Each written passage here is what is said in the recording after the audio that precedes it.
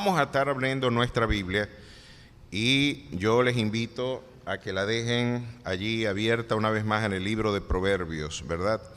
En el capítulo 3 habíamos hablado de esta principal perícopa como fundamento de nuestra exposición en estos días.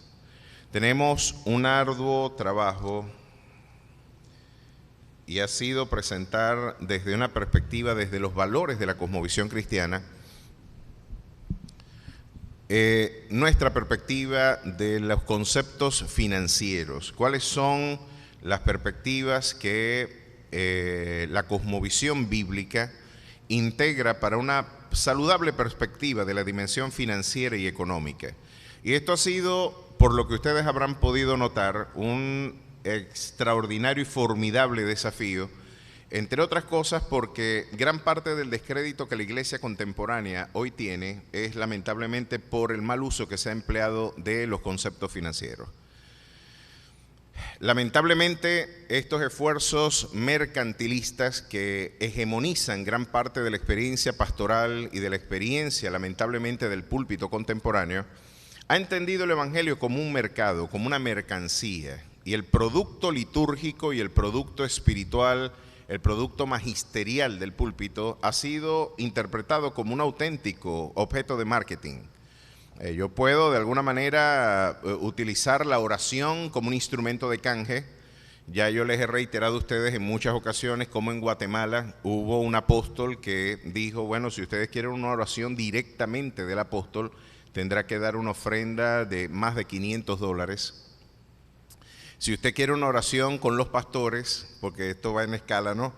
Por $100 los pastores van a poder orar por usted y le pondrán las manos. Ya tiene menos valor, ¿no? Es un pastor, no es un apóstol. Y si usted no tiene los $100, pues un grupo de hermanos orarán de manera genérica por usted, estiran las manos y usted ve si le salpica algo, ¿no? Pero usted va a tener garantía de bendición si el apóstol lo toca. Y si un pastor por $100 también lo toca, va a tener una unción un poquito más débil, pero quizás a usted también le llegue. Usted puede creer que jueguen con la inteligencia de la gente de esa manera. De alguna manera esto tristemente está sucediendo y tengo que decirlo con nombre y apellido. No es un acto de desmérito o es un acto con el que yo quiera exponer al descrédito a los ministerios contemporáneos. Es que es un acto que, como decía el apóstol Pablo habla nombres y apellidos de las personas que estaban lesionando intencionalmente el evangelio. Y nos hablaba de un Alejandro, nos hablaba particularmente de un personaje en el capítulo 5 de Primera de Corintios, cuando hablaba de que este sujeto se estaba acostando con la mujer de su padre, imagínense, su madrastra, y eso estaba pasando en la iglesia. Y dice él, se escucha entre vosotros fornicación, que ni aún entre los gentiles se menciona. Es decir, está pasando algo en la iglesia que ni dentro de los que no son fieles sucede. Que es que alguno tiene por mujer a la mujer de su padre. ¿Qué les parece? El tal sea entregado a Satanás para destrucción de la carne, a fin de que el espíritu sea salvo en el día del Señor. Así que los correctivos eran abiertos, claros, notorios. Simón el mago tenía un nombre y había un personaje identificado y quedó para la historia el registro de su nombre, Simón.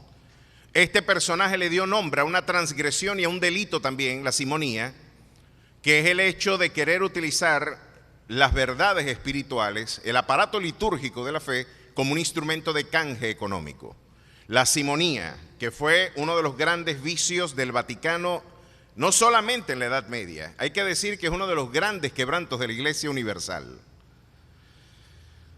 Hay que decir que las alianzas entre iglesia y Estado y la forma en la que la iglesia ha negociado, ha vendido su primogenitura por un plato de lentejas, es porque los líderes también, con avaricia, han utilizado el evangelio como un instrumento de mercado. Ustedes recordarán, la historia de la Edad Media es interesante. Cuando Texel, el célebre sujeto que le dijo al Papa León X que la forma de financiar gran parte de los proyectos del Renacimiento y de la Capilla Sixtina y de gran parte de los grandes logros de la arquitectura renacentista era a través de la venta de indulgencias. Y este Texel fue el que le dijo al Papa, bueno, vamos a ofertar esta posibilidad de que tan pronto caiga la moneda al fondo del alfolí, saltará el alma de tu ser querido del purgatorio para el cielo. Y la gente empezó a decir, bueno, si después de todo el Papa es el pastor de Roma, de la capital del mundo, porque allí se supone hizo vida el principal de los apóstoles, Pedro, cosa que históricamente no se puede probar. Sin embargo, se insiste en eso. Bueno, oye, el pastor central, el vicarius de Cristo, ese que está en lugar de Cristo en la tierra y que tiene las llaves para que antes alguien entre y salga del reino de los cielos, bueno, él podrá venderme la salvación, ¿verdad? Él podrá dar un certificado por escrito de que yo soy salvo. Y a eso se le conoció en la historia como la venta de indulgencias. Usted puede leerlo en cualquier documento. Yo no estoy aquí calumniando ni estoy diciendo nada. Sencillamente se financió el proyecto político de la Toscana, de la Florencia renacentista, a través del mercado que se hacía del Evangelio. Y decía, bueno, tan pronto caiga la moneda al fondo del alfolí, así va a brincar el alma de su ser querido del purgatorio para el cielo. Entonces la gente fue en estampidas a sacar a los muertos del purgatorio. Y si daban un poquito más de dinero, me imagino que hasta del infierno mismo. Le diría, oye, papá era un sinvergüenza, pobrecito, vamos a echarle una mano porque debe estar allá pasando aceite. Vamos a tirar, y algunos iban a comprar sus certificados de salvación. Se parece mucho a los pactos de Jonás González en Enlace cuando dice de que usted envía $50 y usted va a recibir una sanidad por cáncer. Se parece mucho a la idea de que tan pronto usted traiga, ¿verdad?, su ofrenda, usted va a recibir las bendiciones producto de ese sacrificio. Porque utilizan todo el aparato litúrgico, todo el juego lingüístico de la estructura, de la arquitectura conceptual de la fe, lo resemantizan y le dan un contenido de mercado. Están haciendo un juego wittgensteiniano bien interesante. Estamos en un drama wittgensteiniano donde sacrificio es equivalente a dinero o a inversión o al desprendimiento material, y la gente compra esa mercancía porque a la gente, cuando no tiene una auténtica comunión con Dios, le gusta pensar que puede manejar a Dios a través de su dinero. A nosotros nos gustaría mucho pensar a la carne, a la disposición natural del hombre, pensar de que yo puedo hacer que Dios haga lo que yo quiero. Oye, ¿quién no quiere manejar a Dios en la carne? Que Dios haga lo que yo pido, lo que yo dije. Ese es el esfuerzo neurálgico del evangelio contemporáneo. Negar el señorío de Cristo y decir que el hombre es el Señor. Yo soy el Señor y mi dinero me hizo comprar esa hegemonía. Yo ahora le digo a Dios lo que Él tiene que hacer. Tristemente, mis queridos hermanos, estoy haciendo una caricatura muy lamentable de la condición de la iglesia contemporánea. Y por eso les decía que es un tema muy sensible, es un tema delicado. Hemos estado mencionando algunos de los conceptos y también hemos tratado de demostrar cómo los conceptos y la cosmovisión bíblica, tal como los valores que están consagrados en ella, han permitido la consolidación de sociedades muy prósperas. Y nadie puede negar, por ejemplo, que hoy los destinos misioneros y los destinos migratorios, del mundo contemporáneo, hacia dónde quisiera emigrar el tercer mundo. Miren, si no le ponen reparos al cerco migratorio en el Río Grande, mis queridos hermanos, el Darién ya lo hubieran desertificado para pasar para allá, no solamente venezolanos. Ahí estaban pasando no solamente venezolanos, estaban pasando gente del África, haitianos, de todos los lugares de Latinoamérica. Decían, chico, pero si yo, ¿para qué ser Clark Kent si puedo ser Superman? Chile está viviendo un momento espléndido. De hecho, como Axel Kaiser y como grandes analistas políticos lo han señalado, Chile quizás es el país del tercer mundo que está más cerca de pasar a ser un país del primer mundo. Extraordinaria la condición, el desarrollo económico del Chile, pero no podemos negar que los números con Allende iban exactamente en el mismo rumbo que la Venezuela contemporánea. y eran los mismos números. Lo cierto es que los países que abrieron este libro y los países que hicieron de este libro la norma infalible de fe y de conducta son los lugares donde nosotros queremos vivir.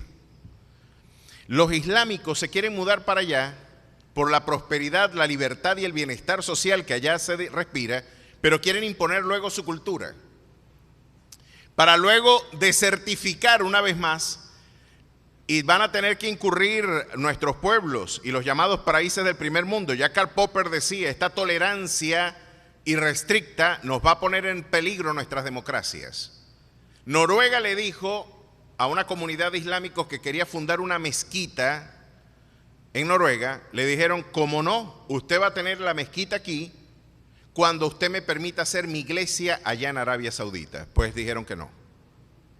Nosotros podemos poner mezquitas en cualquier lugar del mundo, pero ustedes no pueden poner iglesias en nuestra tierra. Es un delito. El Islam es pacífico mientras es minoría. Solamente cuando es minoría. Nosotros los infieles debemos ser asesinados como un acto de caridad. Después de no haber recibido el amor del Corán, después de no haber recibido el amor, la benignidad de esa oferta espiritual, pues el que nos decapiten o el que nos seamos objeto de martirio, para ellos es una forma liberadora de la condenación eterna.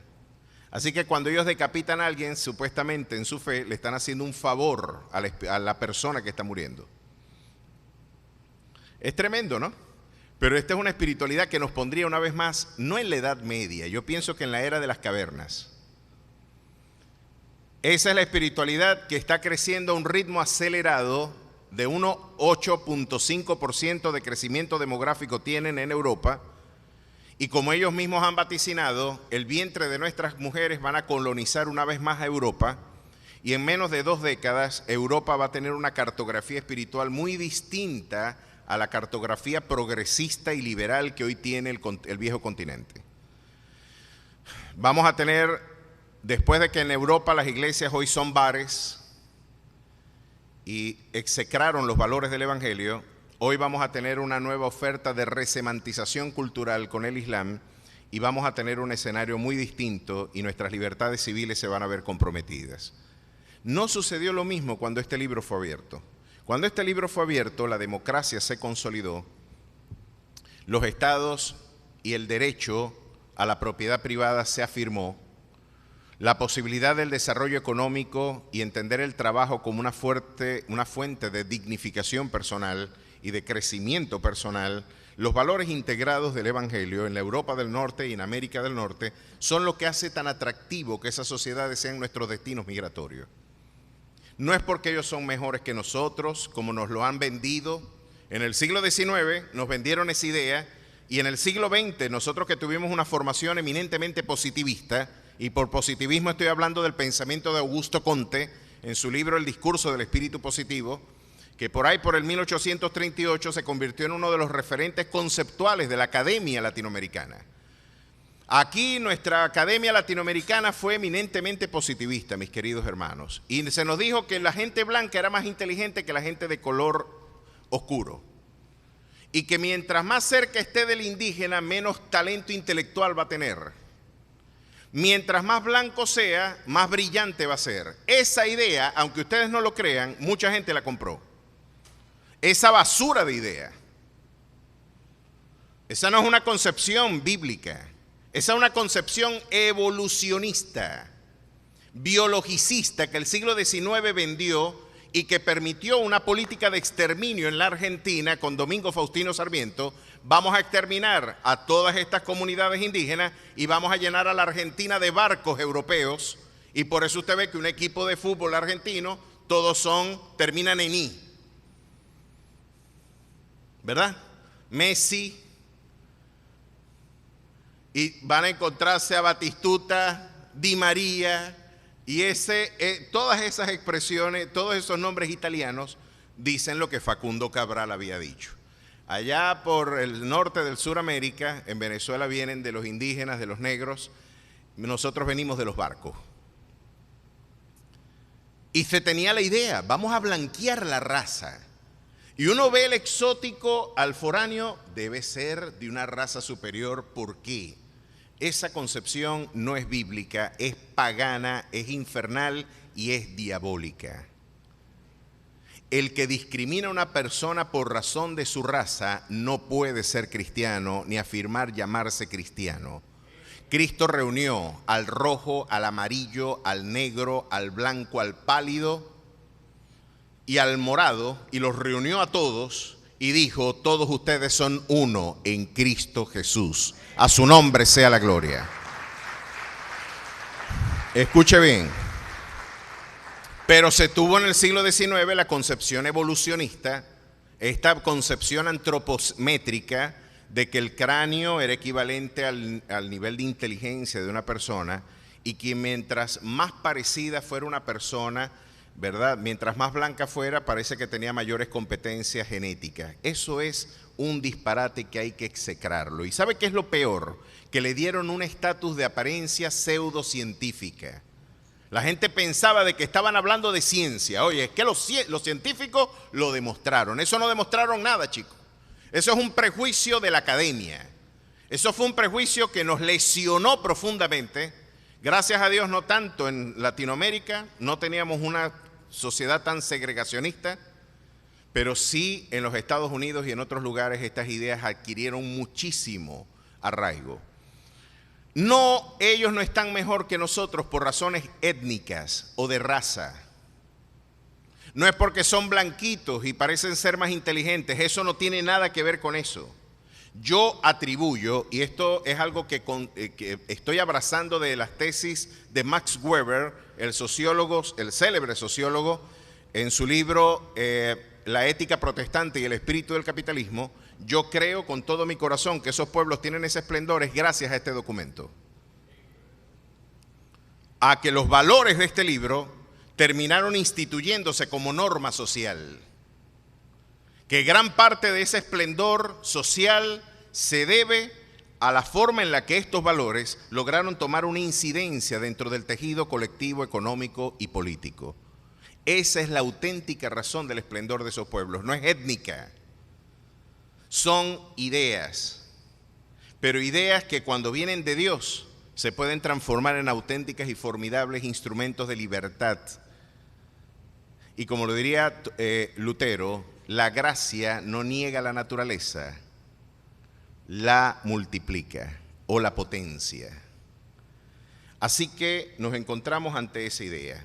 ¿Qué tenemos entonces que hacer como iglesia? Miren en qué equilibrio tenemos que movernos. Cuando los pastores hablan de finanzas, están viendo, los pastores no, disculpen por esta generalización grotesca, pero la generalidad de lo que estamos viendo en los medios de comunicación es que muchos pastores cuando hablan de finanzas es para meterle la mano en el bolsillo a la gente. Traiga su ofrenda para recibir un milagro. No estoy inventando, ¿verdad? Ustedes lo han visto. Pare de sufrir, o más bien pague por sufrir. O lo que me dijo una hermana, en esa iglesia sí hay unción y barato, 50,000 bolívares se ora por el cáncer. Y nuestros líderes hoy dicen, bueno, yo para que yo esté en una convocatoria tuya, pues me tienes que pagar $20,000 porque yo te lleno un estadio. Tú tienes garantizado un lleno de estadio si yo voy. Y por lo menos mi participación son $20,000 de ofrenda. Yo no veo al apóstol Pablo haciendo eso. Yo no veo a ninguno de los líderes del Nuevo Testamento haciendo eso. Pero por otra parte vemos que tenemos un vacío. ¿Qué tenemos que decir nosotros sobre los temas financieros, sobre los conceptos financieros? Algo tan sentido, porque mis queridos hermanos, ¿cuántos de ustedes no han sufrido por razones financieras? Estamos casi todos en lo mismo. ¿Quién no sufre al ver no poderle dar a un hijo una auténtica necesidad? Cuando usted ve, no por un capricho, por una necesidad, que usted le ve los zapaticos rotos al muchacho, que usted le ve la ropita, ¿verdad? Ya se ve andrajoso el muchachito, y que usted no tenga la posibilidad de dignificar la vida de su niño, ¿no le trae a usted eso dolor en su alma? De tener que bajar los niveles de proteína para poder llenarle el estómago, como decía Marita Carrasquero, echarle bastante sal a la sopa. Y decía Marita, ¿y para qué, Marita? Para que beban bastante agua y engañen las lombrices. Es cruel el chiste. Pero así mucha gente está haciendo. Vamos a ver qué les damos para llenarles el estómago, así sea de algo que no sirva. Porque el hambre duele en distintas dimensiones. Así que los temas financieros son un concepto neurálgico de nuestra experiencia de vida. De hecho, después del adulterio, la incompatibilidad financiera en las parejas es quizás la segunda causa de divorcio en el mundo. El hombre que se niega a proveer, la mujer derrochadora, o la mujer que mantiene a la familia y el hombre que se niega a crecer económicamente o adelantar esfuerzos para mantener a la familia en pie. La negación de alguno de los dos en compartir bienes se ha convertido en la segunda causa de divorcio del mundo, a nivel mundial. Esa incompatibilidad financiera, claro que trae problemas, porque usted puede tener un hombre fiel, pero un hombre que no le provee, un hombre que se desentendió de su responsabilidad como proveedor, va a causarle o no problemas a usted. O una mujer que usted le da la tarjeta para que compre la comida y le llegue y se la deja limpia, porque vio unos zapatos que le gustaron y lo dejó limpio y ahora no hay comida para 15 días porque esa cartera la tenía que tener ella. Que no priorizó y que no adelantó en previsión cuáles son las auténticas prioridades y necesidades del hogar, sino que con insensatez está desbaratando la familia y su proyecto familiar. ¿Es así o no es así? Así que los temas financieros son un tema neurálgico. Es tan neurálgico que se nos está yendo la gente del país por razones económicas. Tenemos familias separadas por razones económicas, porque la gente no puede vivir con $6 al mes. Un docente universitario, mis queridos hermanos, ya yo no puedo estudiar más en este país. Ya yo llegué, bueno, no he hecho un postdoctorado, que es casi lo mismo. Pero ya yo estudié todo lo que tenía que estudiar dentro de mí, de lo que se supone debería tener para tener un salario digno en la universidad. Y hay que decirlo, un profesor no puede vivir con $30 al mes. O que alguien nos dé una clase de economía magistral para poder, oye, ese es un tipo, ese se ganaría el premio Nobel de Economía, ¿cómo poder vivir con $30 al mes? Esto está desmembrando una fuga intelectual de nuestro país que va a ser una de las grandes y más onerosas cargas sociales que este pueblo tendrá. Los intelectuales que habían emigrado por razones económicas a nuestro país, yo tuve el privilegio de formarme con uno de los dos mejores historiadores de la lógica del mundo. El doctor Ángel Muñoz García es considerado con Mauricio Bechot dos de los mejores historiadores de la historia de las ideas lógicas del mundo. Y ese profesor fue mi preceptor académico personal en la Universidad del Zulia, acá en Venezuela. Tener a una de las dos lumbreras de las autoridades más importantes del mundo. Me dieron clases discípulos de premios Nobel, gracias a la manera en que el Estado interpretó que era una auténtica inversión invertir en educación. Un profesor bien remunerado no es un gasto innecesario. ¿Sabe qué sí es innecesario? Un burócrata inútil parasitario que se le esté financiando su proyecto de vida y que no estemos financiando los auténticos proyectos que son auténtico interés para la estabilidad de una nación, en este caso la educación. Y tengo que decirlo porque hoy vamos a hablar del lugar que tiene la educación en el crecimiento económico. Y ya usted va a ver por qué estos pueblos que abrazaron este libro son los fundadores de las 10 más importantes universidades del mundo, y no nosotros, por no abrazar estas ideas.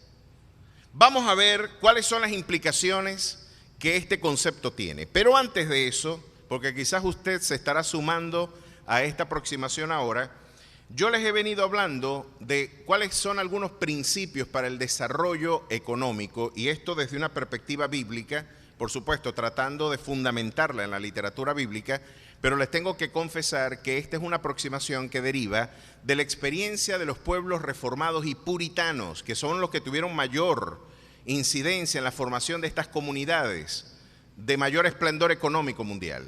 Esta comunidad puritana sin duda alguna, de la que Charles Spurgeon tenía por lo menos 1000 libros de los puritanos en su biblioteca. Martin Lloyd-Jones tenía 2000 volúmenes de literatura puritana en sus anaqueles. Eso para que ustedes vean la importancia que tuvieron los puritanos en la formación de la tradición intelectual reformada en Occidente. Y esto es algo que tanto del pensamiento judío como del pensamiento reformado ustedes pueden inferir de las grandes escuelas liberales del pensamiento contemporáneo. Es increíble que nosotros no conozcamos el pensamiento liberal en la academia latinoamericana.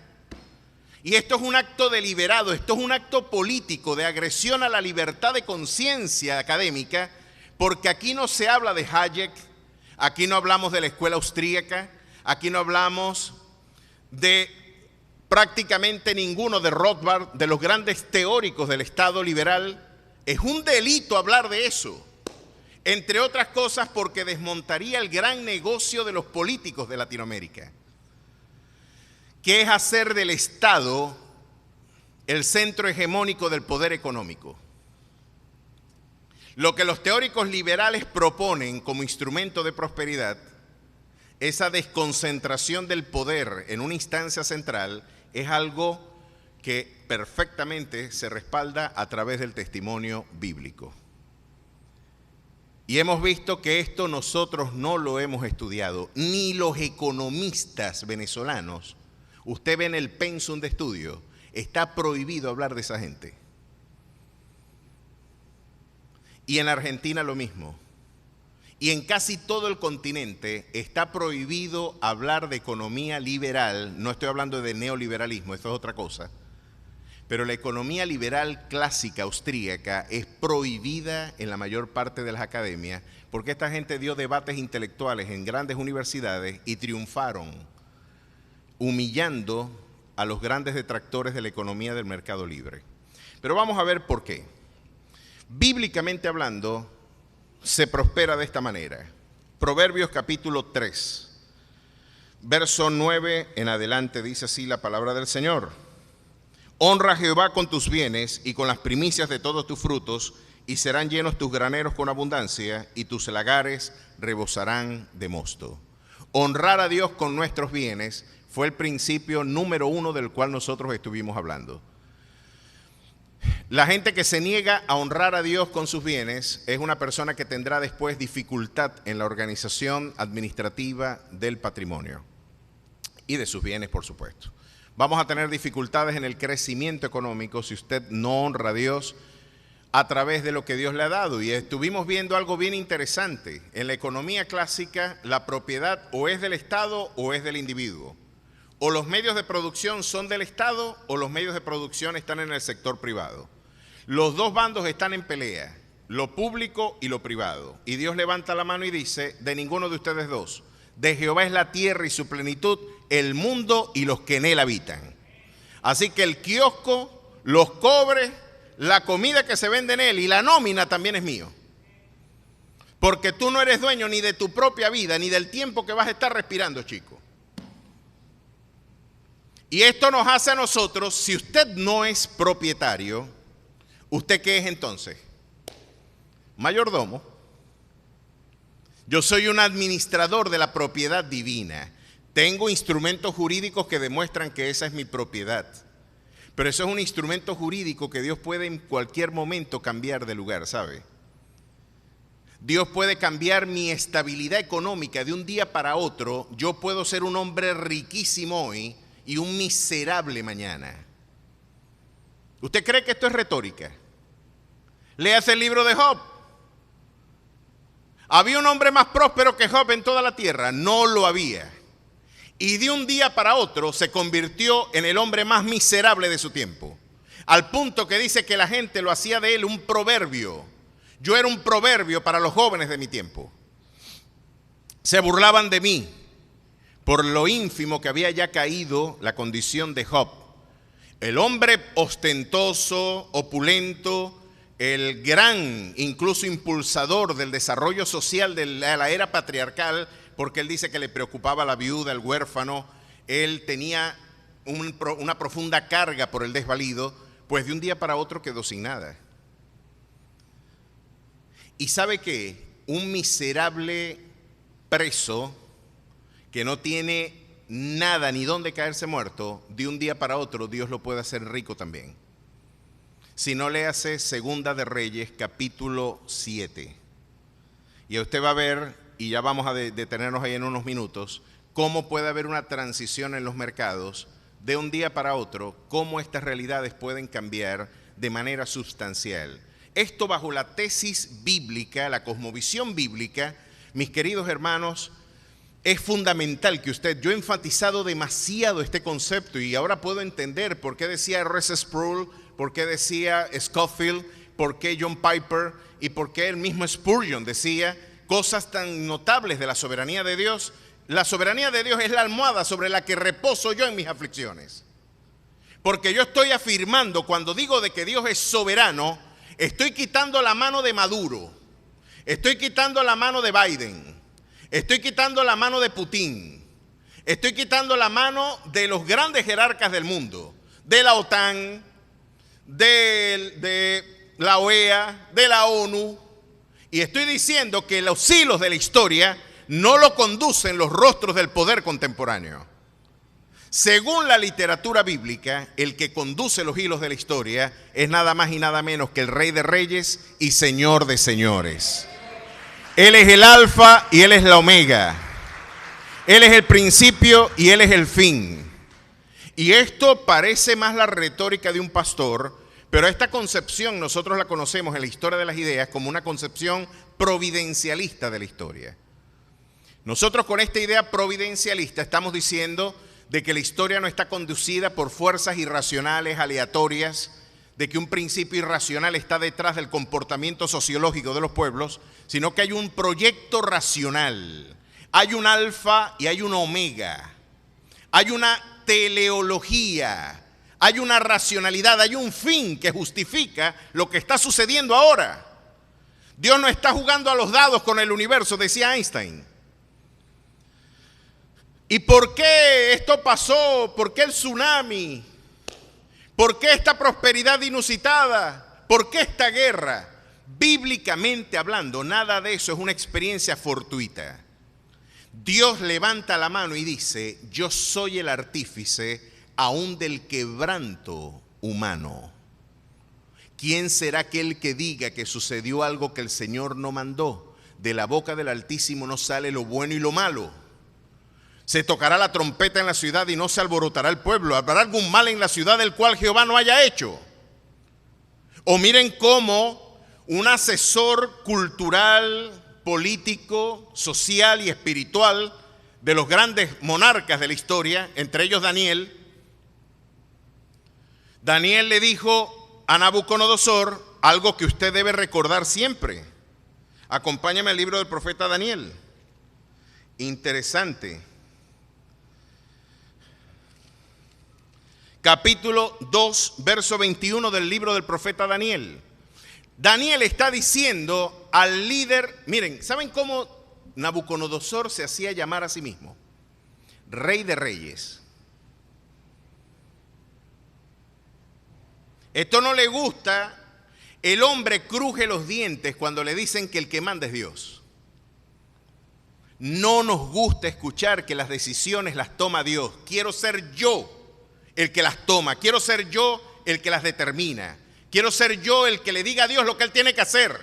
Después de todo, el que está sufriendo soy yo, y Dios tiene que entenderme, y Dios tiene que hacer lo que yo le digo.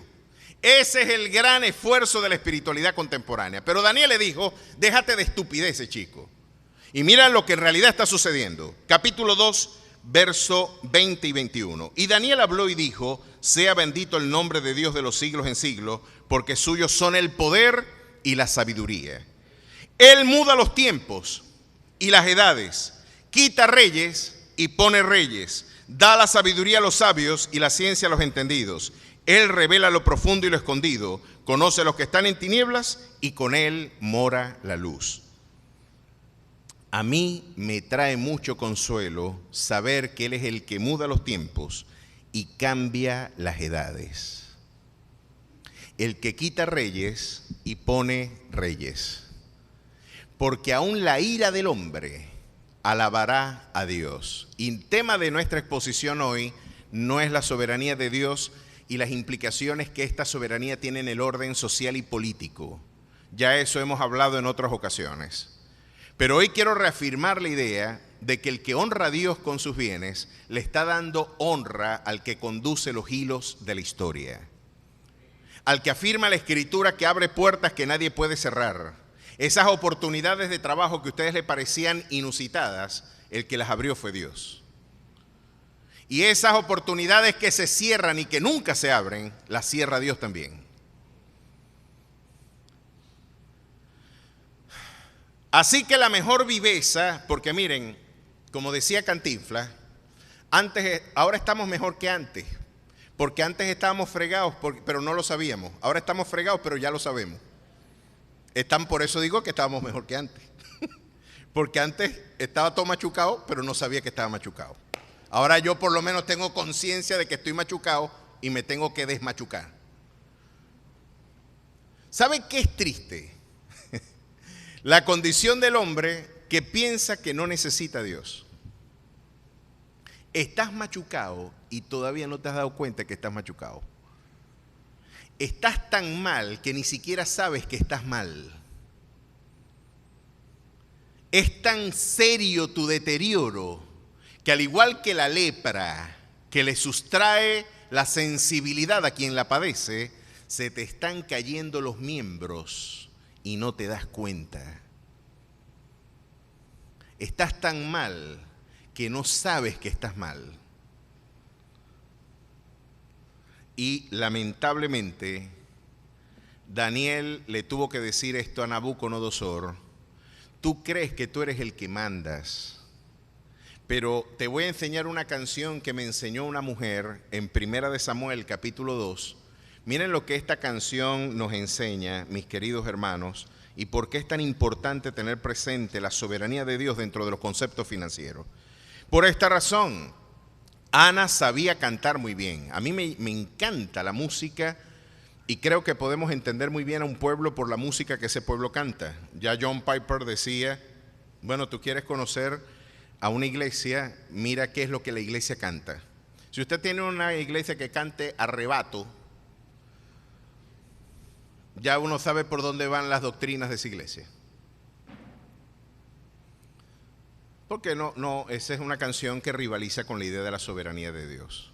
No le tengo que arrebatar nada a Satanás, el que me quita y me pone a mí es el Señor. Y si Satanás hace algo es porque Dios previamente le dio permiso. Hace mucho esfuerzo teológico para llegar a esa conclusión. Pero uno puede saber lo que esta mujer creía por lo que cantó. Primera de Samuel, capítulo 2, verso 6. Jehová mata y él da vida.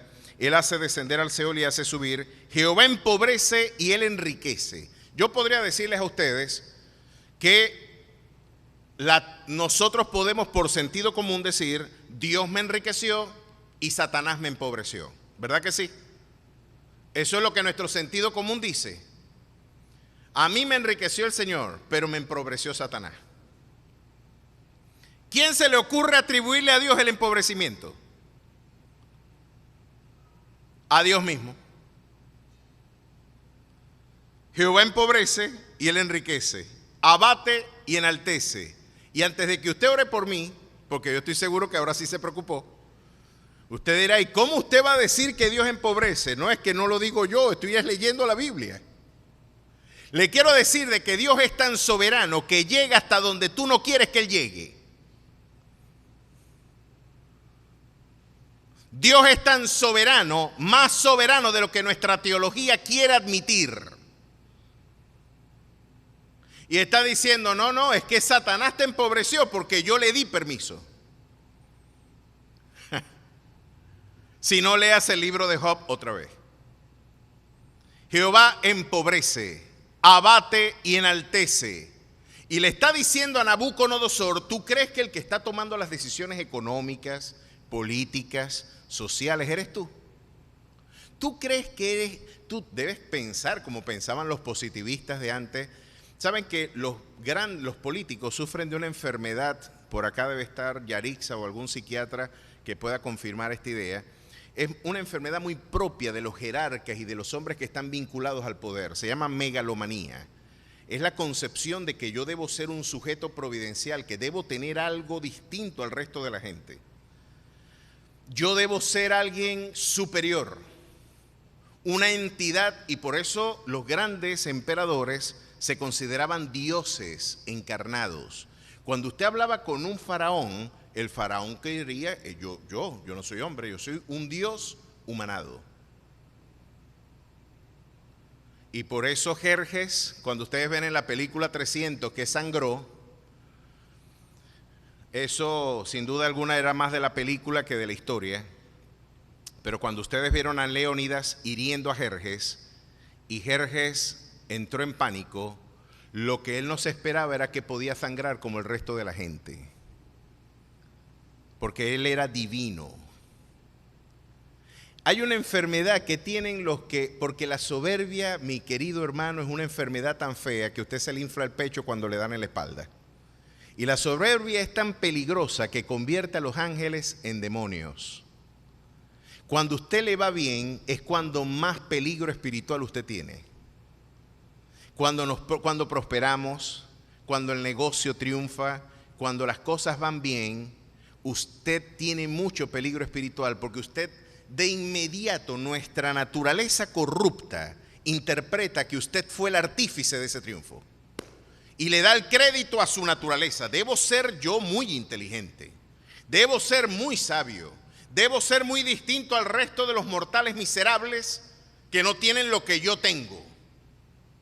Y yo tengo poder por algo, debo ser un sujeto, muchacho, genéticamente superior. A mí me deberían multiplicar porque yo tengo genes espléndidos. Miren lo que Dios le dice a ese soberbio. Miren lo que Dios le dice acá. Jehová empobrece y él enriquece, abate y enaltece. Él levanta del polvo al pobre y del muladar exalta al menesteroso, para hacerle sentar con príncipes y heredar un sitio de honor. Así que la concurrencia sociológica, ese algoritmo social que permite la concentración de poder en un individuo, es un acto providencial de la soberanía divina. No es porque es superior al resto, es porque por algún motivo que desconocemos, Dios le confiere poder a ese sujeto. Y miren lo que hace: para hacerle sentar con príncipes y heredar un sitio de honor, porque de Jehová son las columnas de la tierra. Él afirmó sobre ellas el mundo y las guarda a sus pies a sus santos, mas los impíos perecen en tinieblas, porque nadie será fuerte por su propia fuerza. Si Dios es el que administra esta cualidad, entonces más vale estar bien con el que abre las puertas que nadie puede cerrar y cerrar las puertas que nadie puede abrir.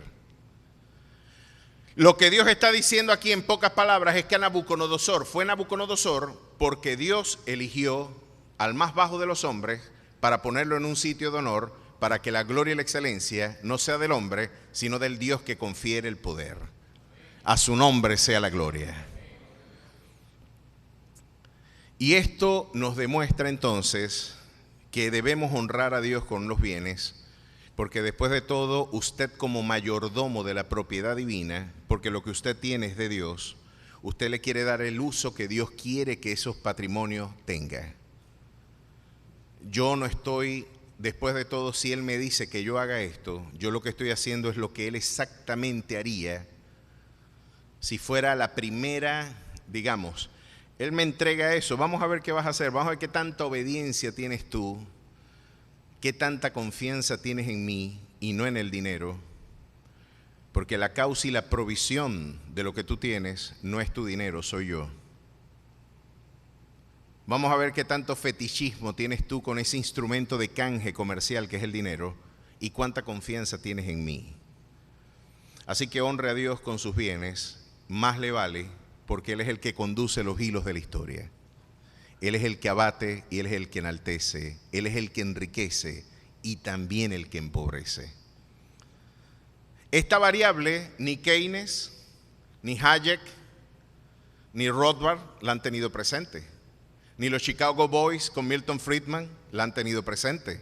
La variable providencial, pues la teología liberal sí la tiene presente. Más vale porque es bienaventurada la nación cuyo Dios es Jehová. A su nombre sea la gloria. Trabajo duro, ahorro e inversión. vimos que la mejor forma de ahorrar es invertir. Y usted debe discriminar entre dos realidades, pasivos y activos. Si usted tiene cosas que gastan, usted no tiene riqueza, usted tiene gastos. Hay una discriminación interesante. El dinero no es riqueza. El dinero es un instrumento para medir la riqueza. Porque el dinero puede sufrir contingencias, pero la capacidad productiva, la habilidad que usted tiene para producir es algo muy distinto a lo que el dinero traduce. Permítame explicar algo, porque aquí usted puede decir, bueno, yo la verdad quisiera tener bastante dinero, pastor. Y esa es una manera de solventar problemas. Pero déjeme decirle algo. Usted quizás puede tener mucho dinero y ser pobre. En Venezuela fuimos millonarios siendo miserables. Yo tengo una historia, yo tengo un registro de una vez que tenía en la cuenta 2 millones de bolívares y no podía comprarme 1 kilo de algo. ¿Se acuerdan? Así que dinero no es equivalente a riqueza. ¿Cuánto cuesta este kilo de azúcar? 3 millones de bolívares. ¿Se acuerdan? Así que en términos económicos, dinero no es equivalencia a riqueza. Porque puede estar tan devaluada una moneda por no traducir auténtico poder adquisitivo que esa moneda usted puede ser millonario y ser pobre. Es interesante ver que usted tiene dentro de sus cosas aspectos que le generan gastos y aspectos que le generan riqueza. ¿Qué aspectos generan riqueza de lo que tú tienes? Esos aspectos que generan riqueza son los que tenemos que fortalecer. Los aspectos que generan riquezas, en este caso sería lo que a usted le sostiene. Y por eso tenemos que diversificar la economía. No solamente, una de las crisis venezolanas es que hemos sido monoproductores. Producimos un solo producto. Y si esta riqueza petrolera, como Arturo Lapietri había dicho, y si hubiéramos sembrado el petróleo y diversificamos el campo y empezamos a invertir en buenos fertilizantes y empezamos a invertir en la vacunación nacional de toda en la producción de la leche. Por cierto, tenemos una crisis con una peste caprina en este momento en nuestro estado. Esto hay que decirlo y oremos al Señor para que los productores regionales tengan una forma de paliar y de solventar esta crisis. Nuestra oración es que Dios le dé una respuesta al ya quebrantado productor regional. Pero imagínense ustedes que esa riqueza petrolera, que fue el equivalente para los años 90, no quiero hablar de acá para allá, para que ustedes no vean que estoy disparando solamente contra este sector, sino también contra la Cuarta. La Cuarta República, mis queridos hermanos, recibió en dinero el equivalente a 8 planes Marshall, que fue todo lo que recibió Europa para la reconstrucción de posguerra, de la Segunda Guerra Mundial. Un continente se levantó y ese fue el esfuerzo que las Naciones Unidas y el Fondo Monetario Internacional integró para refinanciar gran parte, ¿verdad?, de la reconstrucción del viejo continente. Pues Venezuela tenía más de 8 planes Marshall para los años 90. Lo que Europa necesitó, un continente para levantarse, Venezuela lo tuvo ella sola 8 veces.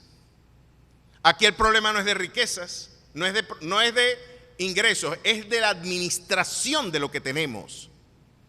Es increíble cómo sin sabiduría podemos meternos en problemas serios, mis queridos hermanos. Y ya usted va a ver el lugar que tiene la educación dentro del desarrollo económico. Este es el énfasis que la Biblia hace. Hoy los economistas prefieren invertir en talento intelectual que en recursos. No, capacítame bien a la gente. Hay países que no tienen sino solamente una piedra rodeada de agua como Japón. Y es una de las sociedades más exitosas de la historia. ¿Pero por qué? Porque invirtieron en talento intelectual. Ya vamos a ver por qué. Pero tenemos que discriminar. Si sembramos Venezuela, vale. Y Renio Tolina decía, nos sacamos la mente con uquero. Un pedacito de yuca aquí, un pedacito de auyama aquí, otro aquí. No, chico. Vamos a sembrar 1 millón de hectáreas en maíz. Y vamos a estudiar los suelos y vamos a ver cuál es el suelo idóneo para esta producción. Y le vamos a dar un estatus industrial a la producción. No es solamente una visión conuquera. Vamos a hacer un cinturón como el cinturón de trigo que se hicieron en otros lugares. Vamos a hacer un cinturón de maíz. Vamos a hacer un cinturón de caraota. Vamos a hacer un cinturón de arroz y vamos a sembrarlo con proyección industrial. ¿Qué va a suceder, mis queridos hermanos? Si empezamos a diversificar y a traducir gran parte de nuestra renta petrolera en la diversificación de nuevos proyectos que Venezuela tiene formidables maneras de crecer económicamente. Pues lo mismo sucede con nuestra economía doméstica. No podemos tener un solo ingreso en el hogar. Tenemos que crear nuevas formas de emprendimiento, nuevas formas de ingreso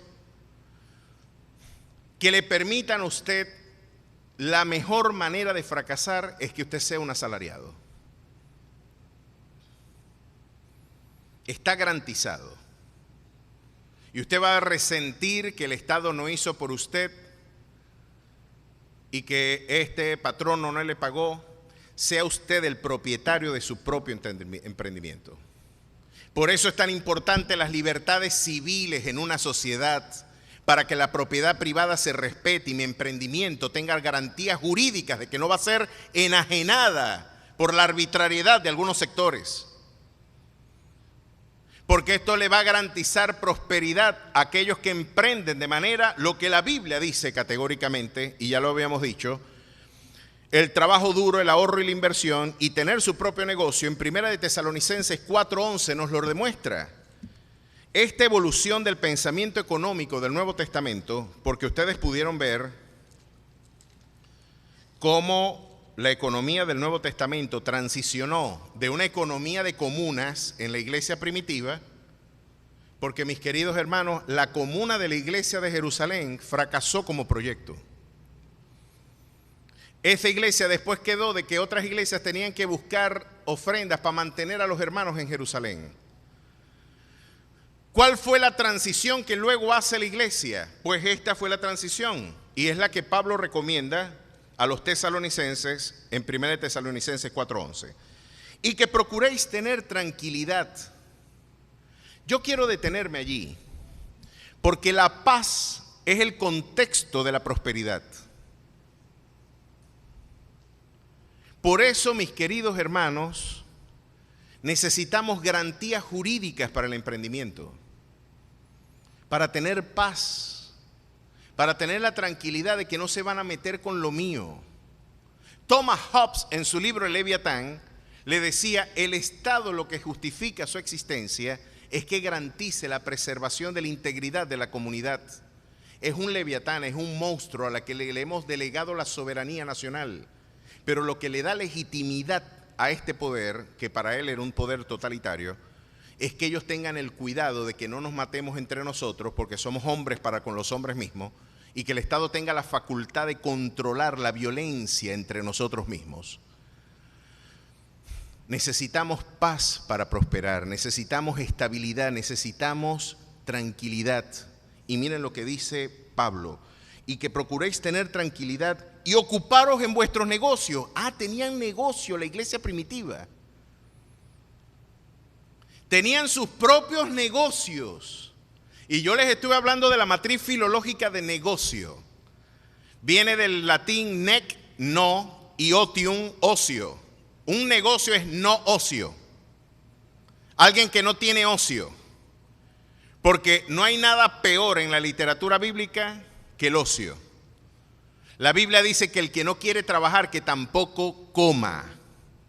Esto le da un nuevo horizonte también a nuestra manera de entender el liderazgo. Yo no tengo que elegir personas que me den. Yo tengo que elegir personas que garanticen que mi esfuerzo va a ser respetado y que va a generar tranquilidad social para yo poder prosperar bajo seguridad jurídica, bajo seguridad social, y que Dios, este esfuerzo de mis manos, lo bendiga y lo prospere conforme a su gracia y su misericordia. Así que quiero tener tranquilidad. Ocúpate en vuestros negocios y trabajar con vuestras manos de la manera que os hemos mandado, a fin de que os conduzcáis honradamente para con los de afuera y no tengáis necesidad de nada. ¿Usted qué quiere ser? ¿Una persona dependiente de otra persona o usted quiere ser de la gente que da? Dígalo con convicción. Yo quiero dar prestado y no que me presten. Yo quiero tener la independencia, porque esa es libertad, la libertad gloriosa de los hijos de Dios, que luego se traduce en libertad política, civil y aún económica. Pero los cristianos amamos la libertad porque creemos que la libertad es el contexto de la prosperidad. Y queremos que nuestros negocios prosperen y que tengamos esa autonomía financiera. Entre otras cosas, se logra solamente en el contexto del auténtico trabajo arduo. No de políticas de subsidios, no de políticas de asistencialismo indefinido. Claro que hay gente a la que tenemos que ayudar. Y preferentemente la Biblia dice la viuda, el huérfano y el desvalido. Pero no podemos crear estructuras que en el orden económico vengan a justificar un gasto público que no puede sostenerse el Estado. Un gasto público indefinido donde tenemos que darle a la gente regalado. No. Vamos a crear leyes que garanticen que van a haber tranquilidad y que vamos a tener la posibilidad de tener un propio negocio como la Biblia lo dice. Y si esta garantía me la dan, su trabajo arduo, su inversión y su esfuerzo, Dios se verá comprometido, porque el que en la ley de Jehová medita de día y de noche será como árbol plantado junto a corrientes de agua, que dará su fruto en su tiempo y su hoja no cae, y todo lo que hace prosperará. A su nombre sea la gloria. Honre a Dios con los bienes. Trabaje duro, ahorro e invierta. Una comida fuera de la calle, en la calle no es inversión, es un gasto. Comprar una vaca es una inversión. Y si usted se pone a sumar la cantidad de veces que usted come en la calle, le da para comprarse una cabra. Y va a comer mejor después. Y usted va a decir, comí menos para comer más. Es cuestión de sabiduría, de inteligencia. Y ver qué produce y qué genera gastos. Un carro para ostentar lujo es un gasto. Un carro que genere transporte y comunicación es una inversión. ¿Se da cuenta? Son cosas que usted debe discriminar y tener presente. Una reputación impecable y una sólida red de contacto, les habíamos dicho, no hace falta que yo redunde en esto, ya ustedes podrán saber el valor que la integridad tiene dentro de la visión bíblica y por qué Dios premia la integridad, por qué Dios premia la solidaridad y la justicia. Y claro que, mis queridos hermanos, usted puede prosperar siendo corrupto. No le voy a decir que no. Los corruptos prosperan. Ese ha sido el camino fácil de la viveza criolla. Ese ha sido gran parte del acervo que nuestro mundo hispánico nos legó y que nosotros llamamos viveza y que los más torpes llaman inteligencia. Qué inteligente soy. Lo fregué y no se dio cuenta. Todo lo que el hombre sembrare, eso también segará. Y lo que tú hiciste con viveza y con deslealtad, el Señor te lo va a cobrar 4 y 8 veces más. El que robó, el que estafó, el que dice, mira cómo le caminé por el lomo, mi querido hermano, no vas a hacer, y esta es mi oración. Ojalá que haya arrepentimiento en el corazón del que así piensa. Pero usted es cuestión de tiempo porque de ninguna manera Dios será indulgente con el pecado. De ninguna manera. Pero este concepto la Biblia sí lo afirma mucho. Y miren cuál es. Cultiva tus conocimientos. ¿Cuál es la importancia de cultivar conocimiento? A Henry Ford, que era propietario, todos ya conocen Naguará, no hay que hablar de la Ford. Una de las grandes empresas transnacionales y una de las grandes y más exitosas cadenas de comercialización de vehículos. ¿Quién no quiere tener una Explorer? ¿Quién no quiere tener un, bueno, ahí el 350 de la Ford, ¿cómo es que se llama? No me acuerdo. Un Tritón. Muy bien. Naguará, ese carro se siente como un Mercedes-Benz y es un camión. Ustedes se sienten en esos carros. Bueno, ¿quién no quiere tener, verdad, un vehículo Ford? Lo cierto es que en el momento en que Ford estaba consolidando esta visión y proyecto, Yo con Ford tengo una diferencia sustancial de pensamiento, es que Ford era antisemita, increíble. Es increíble que pudo apoyar al movimiento fascista en la Segunda Guerra Mundial y por eso es que yo tengo mi cierta reticencia con el pensamiento de Ford. Sin embargo, en este aspecto yo he contemporizado mucho con él. Él decía, tú tienes que preparar a tu personal. Si tú no preparas al personal de tu empresa, de tu negocio va a fracasar. Y le decían a Henry Ford, pero es que si los preparas se van. Si tú los preparas, después quieren montar su propio negocio, si tú les enseñas. Y él le dijo, prefiero que se vayan a tenerlos ignorantes. Él decía eso, prefiero que se vayan a que no sepan hacer el trabajo. Él decía, si te causa problemas la educación, prueba con la ignorancia, a ver si te va mejor. Y esto es un dato interesantísimo. Él decía, yo los voy a preparar, así sea el costo de la soledad, porque voy a optimizar mis procesos siempre que la inteligencia y la sabiduría se integren al programa. Miren lo que dice el capítulo 4, verso 6 del libro de Oseas. Pero en el capítulo 4, verso 6, y tengo que admitir que el texto neurálgicamente está hablando de la sabiduría y del conocimiento de Dios. Es decir, el conocimiento del que se está hablando aquí es el conocimiento espiritual. Y por supuesto, un conocimiento espiritual que tenía implicaciones en el orden práctico también. Porque la ley de Moisés no solamente hablaba de estructuras litúrgicas, no hablaba de la coreografía propia, el aparato litúrgico hebreo. La ley de Moisés hablaba del orden ético, jurídico, político, económico. ¿Puede usted negar que la ley de Jehová no hablaba de esas cosas? ¿Usted cree que cuando Oseas está hablando de que el conocimiento de Dios, miren lo que dice aquí, mi pueblo fue destruido porque le faltó conocimiento? Alguien se destruye sin conocimiento. A pesar de que este es un texto que habla de la dimensión del conocimiento de Dios de manera primordial, no podemos negar de que aquí el conocimiento se puede extender a los diversos ámbitos. Ponga a un tipo a levantar una pared sin saber a ver qué le va a pasar. O como una vez un tío mío dijo, yo soy un diantre baratando carros, lo que pasa es que cuando los armo me quedan 3 piezas afuera. Búsqueme a mí. Y había un pastor que era mecánico, no era muy buen pastor, pero mal mecánico, que decía, bueno hermano, yo no sé, pero yo cuando no sé algo le pongo las manos al carro y le digo al Señor, repáralo y sánalo en el nombre de Jesús.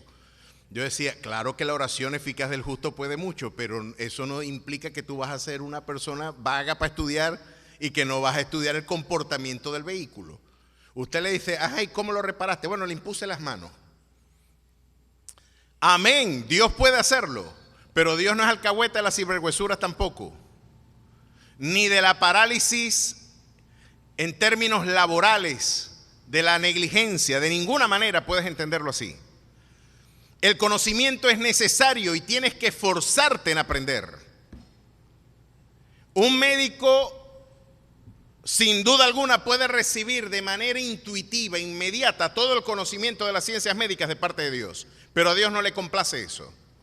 Dios le dijo aún a Pablo, ocúpate, le dijo a Timoteo, Pablo a Timoteo, ocúpate mientras yo vuelvo en la lectura, la oración y la enseñanza, pues haciendo estas cosas te salvarás a ti mismo y a los que también te escuchan. Tienes que ocuparte en la lectura. Y es interesante ver el tiempo que la Escritura dedica y consagra al conocimiento. Mi pueblo fue destruido porque le faltó conocimiento. Por cuanto desechaste el conocimiento, yo te echaré del sacerdocio. Y porque olvidaste de la ley de tu Dios, también yo me olvidaré de tus hijos. No invertir en conocimiento tiene serios problemas. Y tengo que decirles que además de que la iglesia contemporánea es una iglesia mercantilista, es una iglesia que le molesta el conocimiento. Gran parte del resentido púlpito de hoy es decirle a la gente que no estudie, que el conocimiento envanece, pero el amor edifica. Y parece que están buscando eso como un proverbio para racionalizar su pereza intelectual y el deseo de no crecer intelectualmente. Yo tengo que decirles algo. Y esto, sí hay riesgos con el conocimiento. Y el conocimiento, el riesgo del conocimiento como del dinero es la soberbia. Porque el que sabe puede ensoberbecerse y puede tener alguna énfasis o alguna aura de que no, estoy por encima del promedio. Esa visión es diabólica. Pero la Biblia nos enseña de que el conocimiento no puede dejar de ser una opción dentro de tu programa de desarrollo espiritual. Miren cómo lo dice el apóstol Pedro, por favor, en su segunda epístola, segunda de Pedro, capítulo 1. Aquí Pedro dice algo interesante. Vosotros también poniendo toda diligencia por esto mismo, añadid a vuestra fe virtud. A la virtud, conocimiento. Al conocimiento, dominio propio, al dominio propio, paciencia, a la paciencia, piedad, a la piedad, afecto fraternal y al afecto fraternal, amor. Es decir, usted tiene que agregar dentro del camino de la espiritualidad conocimiento para el enriquecimiento de su vida espiritual. ¿Tenemos algo más que agregar acerca del conocimiento? Por supuesto que sí. Y es que cuando usted explora en el capítulo 24 de Proverbios, se nos está enseñando el lugar que el conocimiento tiene dentro del desarrollo personal y espiritual del hombre. Con sabiduría se edificará la casa y con prudencia se afirmará y con ciencia se llenarán las cámaras de todo bien preciado y agradable. El hombre sabio es fuerte y de pujante vigor el hombre docto, porque con ingenio harás la guerra y en la multitud de consejeros está la victoria. ¡Qué extraordinario proverbio! ¡Qué extraordinaria perspectiva! Mis queridos hermanos, el conocimiento enriquece. Y déjeme decirle algo. La arepa, ¿cuántos de ustedes les gusta? Dios mío, la arepa. ¿Quién sabe más de arepa que un coreano? Me van a hablar de arepa, me van a hablar de gaitas a mí. Me van a hablar de patacones a un maracucho. Sí, un judío.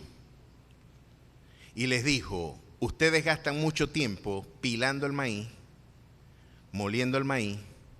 Yo les voy a presentar la misma arepa en un paquetico y lo vamos a llamar harina pan.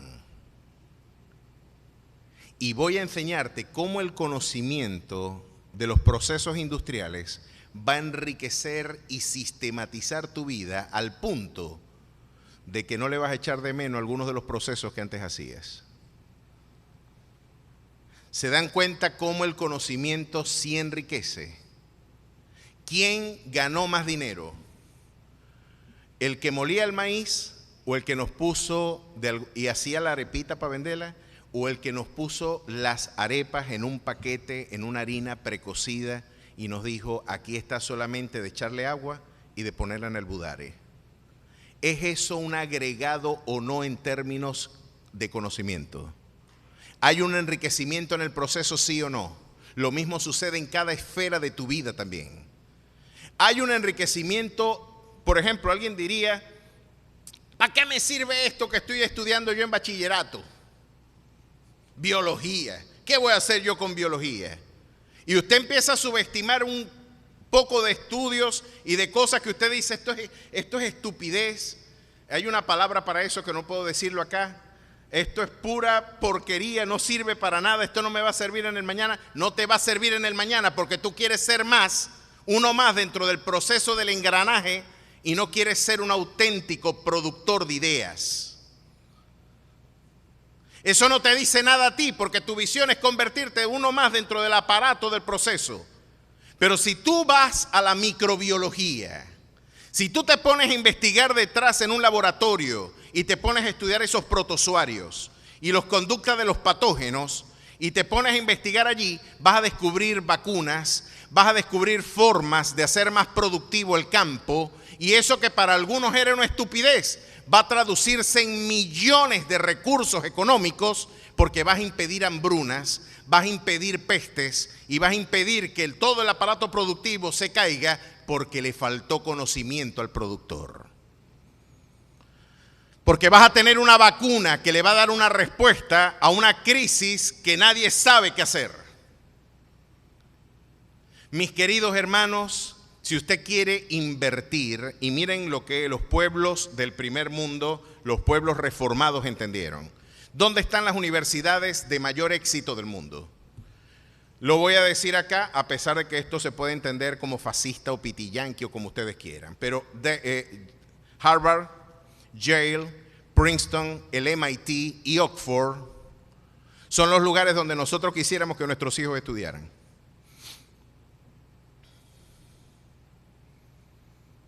¿Quién le quisiera negar aquí a un hijo una beca en Harvard? ¿Quién se la quiere negar?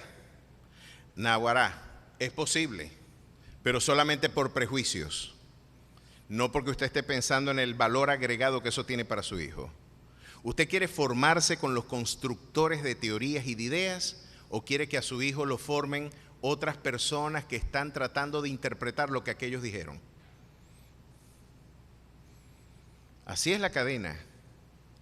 Y mis queridos hermanos, con esto lo que nos está diciendo la experiencia práctica es que la gente que está gobernando el mundo es la gente que aprende, la gente que sabe, la gente que se educa, la gente que empieza a estudiar con detenimiento los procesos. Tenemos que ver una relación directamente proporcional entre educación y desarrollo económico. Mientras más desarrollo intelectual logre un pueblo, mayor desarrollo económico tendrá. Y la economía de un país y de una sociedad y de una familia marchará al ritmo de la formación de los que la integran. Esto es un axioma. Si a usted le incomoda el conocimiento, haga la prueba entonces con la ignorancia y le pregunto entonces si le va a ir mejor. Si le parece muy costoso invertir en eso, pruebe con la ignorancia y veamos si nos va mejor. Pues la Escritura no nos enseña eso. Con sabiduría se edificará la casa y con prudencia se afirmará y con ciencia se llenarán las cámaras de todo bien preciado y agradable. El hombre sabio es fuerte y de pujante vigor es el hombre docto. Mis queridos hermanos, debemos invertir en educación. Si usted es mecánico, pague cursos de mecánica de vanguardia y ponga y pregúntese cómo van a empezar a funcionar los nuevos sistemas electrónicos en el área automotriz. Y póngase a 2 pasos más adelante, invierta en educación. Investigue. Ahorita el que no investigue es porque no quiere. Miren, en el teléfono usted tiene, en vez de estar viendo estupideces en las redes, ahora es que tenemos cursos en YouTube. Prácticamente te enseñan a hacer de todo. Y usted puede formarse y puede empezar a adquirir competencias, habilidades, destrezas que le permitan estar 2 pasos por delante. Si usted es productor agropecuario, váyase y pregúntele a los israelitas cómo están haciendo para convertir en un vergel el desierto. Háblenme de esos sistemas de hidroponía. Háblenme porque Falcón también tiene problemas de agua. ¿Cómo están ustedes desalinizando el agua y están exportándole agua a los países del resto del mundo islámico y árabe? ¿Cómo un país que es una piedra gigantesca seca hoy está exportando agua? ¿Será casualidad que ese pueblo que no tiene nada más que un desierto y que Dios dijo, yo juro que bendeciré a los que te bendijeren y maldeciré a los que te maldijeren? Dura realidad que estamos viviendo. Ese pueblo Dios le dijo que lo iba a bendecir y que sería luz de las naciones. Curiosamente ese pueblo, ¿qué tiene de diferente, chico? ¿No será casualidad que tiene el número per cápita más grande del mundo de premios Nobel de la ciencia? Ahí no hay petróleo, ahí no hay aluminio, ahí no hay agua. Y están exportando agua, están recogiendo agua del aire. Tienen cámaras condensadoras que transforman el aire en agua y generan 20 litros de agua por familia. Están desalinizando el mar Mediterráneo y están exportando a través de sistemas por ósmosis inversa costos economiquísimos que si nosotros pudiéramos adquirir esas tecnologías, usted se imagina lo que nos están diciendo es, mira, tú tienes manera de subir agua a un cerro de 500 metros. Sí, tengo manera de, pagaré un sistema costoso para montar agua en Curimagua. Si tú logras que esa agua que esté allí en la chapa, o lo ponemos más arriba, si querés ahí en Uria, si tú logras poner agua allí, salada, y dejas que esa agua descienda del monte, en un sistema por ósmosis inversa, tú puedes sacarle toda la sal al mar de la Vela y puedes exportarle agua a Aruba, Curazao y a todas las Antillas que se te ocurran. Muy económicamente puede ser un fabricante de agua. ¿Y eso por qué? Porque con ciencia se van a llenar las recámaras de todo bien apreciado y agradable. Invirtamos en educación. Yo sé que en este momento la gente no quiere que ni los hijos estudien. No, ¿para qué? Si eso no les va a servir para nada. Estamos tan envilecidos que solamente estamos pensando en la arepita, no del almuerzo, sino del desayuno, y en el desayuno, en el del almuerzo, y en el almuerzo, el de la cena. Y el Señor nos dice, mis queridos hermanos, necesitamos estas condiciones para que ustedes puedan prosperar. Honra a Jehová con tus bienes, trabaja duro, ahorra e invierte. Ten tu propio emprendimiento y ocúpate en él, procurando tener tranquilidad y paz. Ten una sólida red de contactos que te permita establecer alianzas estratégicas. Ten una reputación impecable que te permita abrir puertas donde quiera que tú te encuentres, porque esa gente va a decir, ese hombre es hilo hasta el carreto. Y se podrá quedar limpio, pero no negocia principios. Ese tipo de gente genera confianza y le abre puertas el Señor donde quiera que se encuentre. Y de último, el Señor nos podría decir a través de ese libro de Proverbios, cultiva tus conocimientos como un instrumento de potenciar tus capacidades personales. Si tú logras invertir en eso como un auténtico activo, tú vas a tener entonces un éxito que sin duda alguna estará garantizado. Porque yo soy el Dios que abre puertas que nadie cierra y el Dios que cierra puertas que nadie abre. ¿Tendrás momentos difíciles? Claro que sí. ¿Será arduo el trabajo? Claro que sí, nadie dijo lo contrario. Pero cuando tú haces lo correcto, Dios está comprometido en bendecirte. Y el Señor abrirá puertas que nadie podrá cerrar y Dios cerrará puertas de aflicción que nadie podrá abrir. ¿Cuántos se van a embarcar en ese proyecto? ¿Cuántos van a invertir en este proyecto de vida? Yo sí quisiera que los jóvenes de acá sean jóvenes estudiosos, que lean más de lo que les exigen, que puedan darle cátedra a sus profesores y que le dicen, léete este capítulo y se leyó fue el libro. Léete este libro y se leyó 4. Alguien así, sin duda alguna, no le va a ir igual que el resto. Porque mientras estos están jugando, este está trabajando. Porque el trabajo intelectual también es trabajo. Y quizás es la mejor manera de hacerte más eficiente, es a través del trabajo intelectual. No subestimes el conocimiento. Ya hasta Bolívar lo dijo. Un pueblo ignorante es instrumento ciego de su propia destrucción. Y la Biblia, muchos siglos antes, nos lo recordó: mi pueblo perece porque le falta conocimiento. Invierta en educación, prepárese, pídale a Dios luces. Quizás un judío que formó parte de esa promesa le dijo: Señor, ¿cómo yo le puedo hacer más ligera la vida al venezolano? ¿Cómo yo puedo hacer que la mujer no tenga que pilar y moler el maíz? Si no, imagínense, ahora abro un paquete, le echan agua y la ponen en el budare. Y ahora no nos hallamos sin esa harina pan, es como no tener comida en la casa. Miren lo que un conocimiento sencillo puede hacer en términos monumentales, una diferencia en términos de producción. Pídele a Dios luz y dile al Señor: Señor, permite que yo diversifique mis modos de producción. ¿Qué puedo hacer además de lo que hago que me permita crecer? No solamente porque tengo una responsabilidad, y por eso es tan caro este concepto. La Biblia dice que el que se niega a proveer, el que no provee para los suyos, y mayormente para los de su casa, ha negado la fe y es peor que un incrédulo.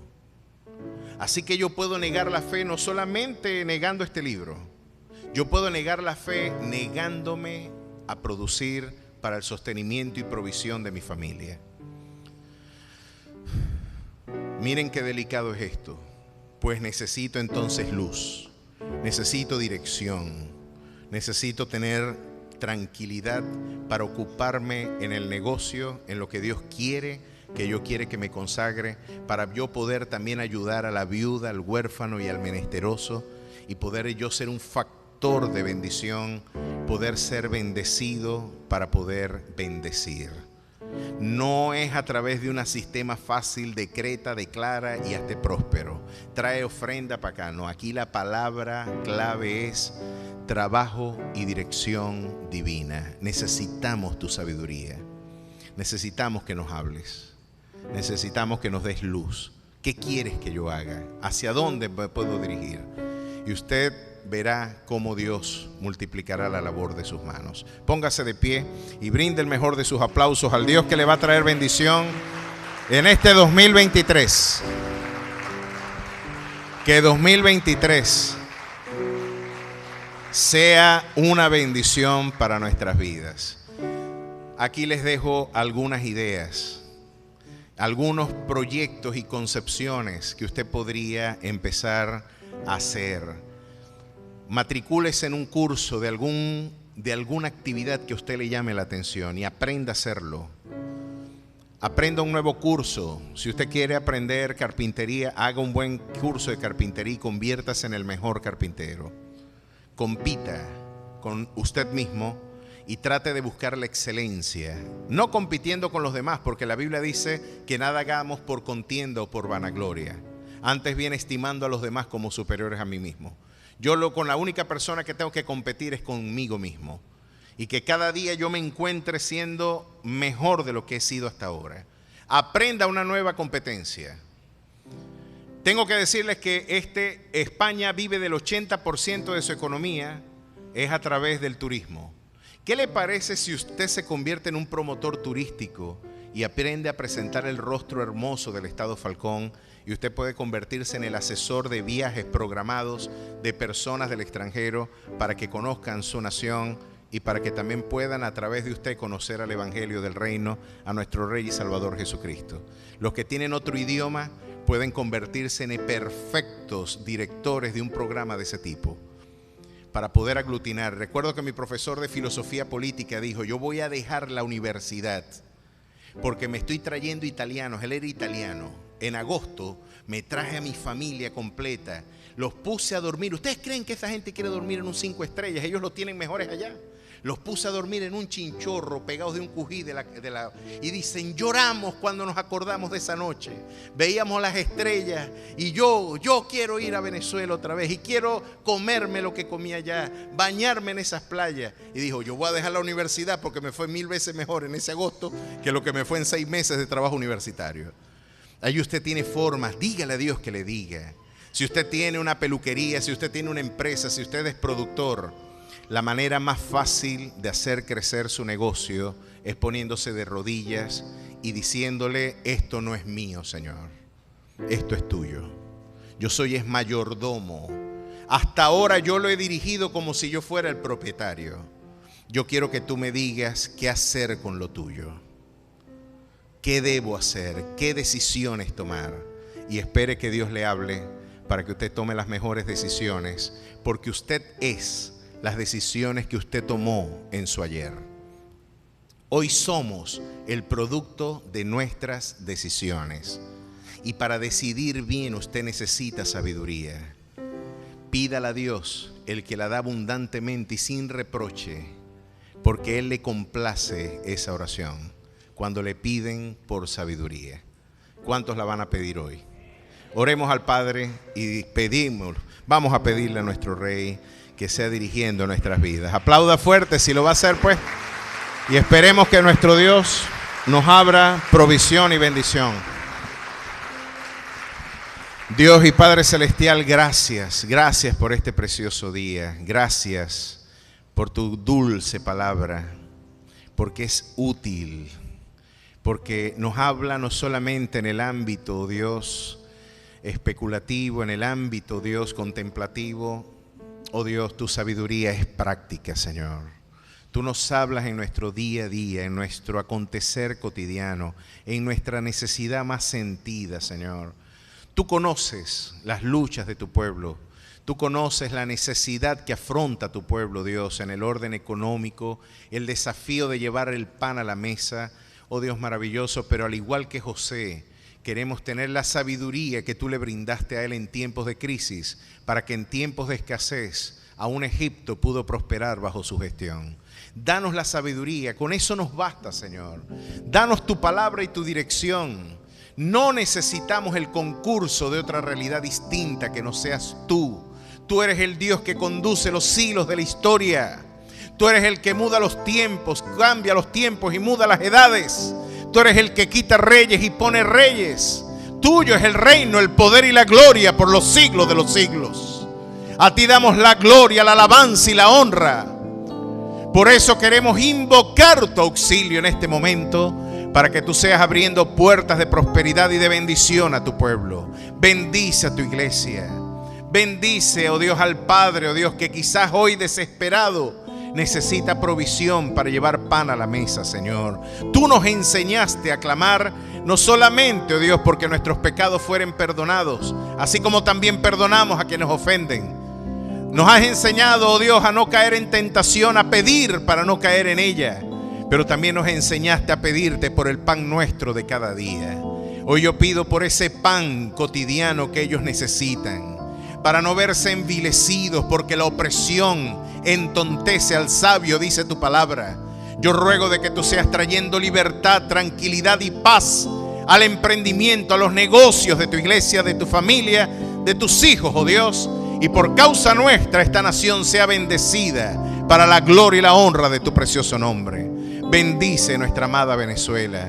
Prospérala, oh Dios. Míranos una vez más con misericordia. Gratas bendiciones te ha placido reposar en ella, oh Dios. Con razón la llamaron tierra de gracia. Pero hoy necesitamos el concurso, mucho más de recursos. Necesitamos el concurso de tu sabiduría.